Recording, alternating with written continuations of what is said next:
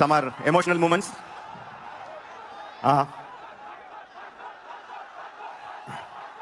నాకు దేవుడి మీద పెద్ద నమ్మకం లేదండి.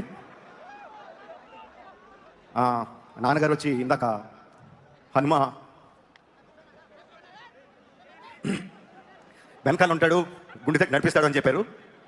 ఇలా అయిన వెంటనే కోపం వచ్చింది, ఇదేనా నడిపించేది అని. మా ఆవిడకి హనుమంతుడు అంటే చాలా చాలా ఇష్టం.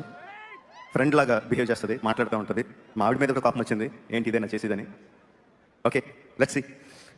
Okay, coming to the point. నా చిన్నప్పటి నుంచి నేను తీసిన రాజమౌళి, కానీ అది కూడా కాదు.